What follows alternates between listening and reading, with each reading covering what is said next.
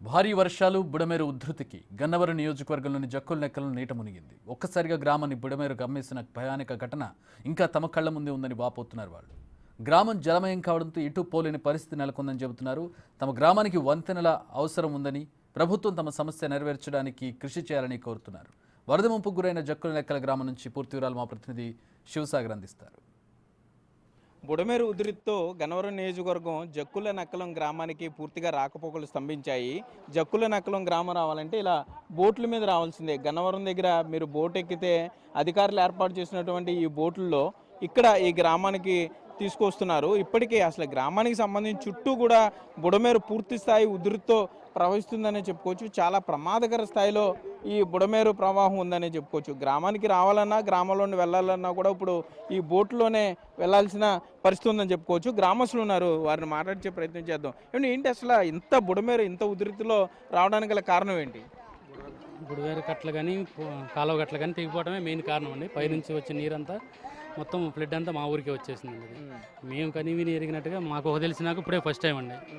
First time ఇది చూడటం కానీ ఇది ఈ విపత్కర తెలిసినాక ఎంత దారుణంగా ఎటు జలజీవనం లాగా దిగ్బంధం అయిపోయిన నలువైపుల నుంచి కూడా చుట్టేసి. ఎందుకండి అంటే ఏలూరు కాలువ గండిపడింది అంటున్నారు, ఒక బుడమేరు అంటున్నారు, అంటే రెండు కలిపి వచ్చినాయి. ఏలూరు కాలువ కూడా 5 సార్లు గండిపడిందండి. ఈ బుడమేరు కూడా బాగా భారీ గండిపడిందండి, 2 సార్లు పడిందండి. మొత్తం 4 వైపుల నుంచి వచ్చేసి ఒకేసారి ఊరి మీద పడిపోయింది. 800 ఎకరాల పంట ఏమీ కూడా పనికిరాదు. 800 ఎకరాలండి పంట కానీ పశువు ఏమీ గ్రాసం కానీ ఏమీ లేదండి ఊళ్ళో. తాగడానికి ఈ బోట్ల మీద వచ్చే నీళ్లు కానీ మంచినీళ్ళతో కానీ వచ్చే ఫుడ్ కానీ తిని బతకడమే. 4 రోజులు అవుతుంది జలదిగ్బంధం నుండి. వీటి నుంచి డోనర్స్ కూడా సహాయం చేస్తున్నారండి. అందరూ బాగా ఫుడ్, వాటర్, పాలు, మెడిసిన్స్ అన్నీ పంపించారండి. ఆర్డీఓ గారు కానీ అందరూ, ఎంఆర్ఓ గారు వచ్చారు, అందరూ బాగానే ఉన్నారు. అంటే గ్రామానికి రావడానికి దారి లేదు, గ్రామం ఓకే పర్వాలేదా? కొద్దిగా గ్రామం అంటే ఒక 100-150 ఇళ్ళు దాకా దాదాపు మునిగిపోయినండి. పైకి వెళ్ళాము, చర్చి దగ్గర ఉన్నారు కొంతమంది.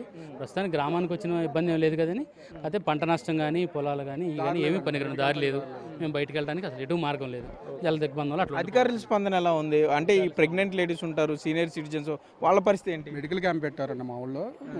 అధికారుల స్పందన అయితే బాగానే ఉందండి. బాగా చూసుకున్నారు, ఎప్పటికప్పుడు ఫోన్లు చేసి మమ్మల్ని కనుక్కుంటూ ఉన్నారు. బాగానే ఉంది.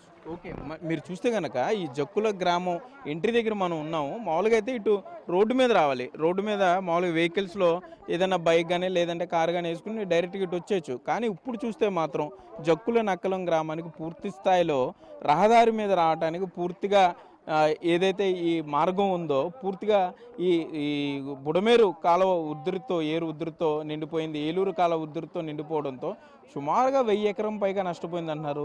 గ్రామానికి సంబంధించినంత వరకు ఈ మంచినీటిని అట్లాగే ఆహార పొట్లాలని దాతల సాయంతో ఇక్కడ తీసుకొస్తున్నారు. ఈ బోట్లు కూడా పోలీస్ రెవెన్యూ ఆధ్వర్యంలో ఏర్పాటు చేశారు. ఈ నర్సాపురం, లోసరి ప్రాంతాల నుండి ఈ బోటు ఎవరైతే ఉన్నారో పడవ తోలేవారు వారంతా కూడా ఇక్కడ చేరుకున్నారు. 4 రోజుల నుండి కూడా వీరు ఇక్కడే ఉండటం జరిగింది. ఇటు మీరు ఏ ఏరియా నుండి వచ్చారు? ఎక్కడ, ఏ జిల్లా ఇది? పశ్చిమ గోదావరి. కృష్ణా జిల్లా సార్. కృష్ణా జిల్లా కుర్తివేను మండలం సార్. కుర్తివేను.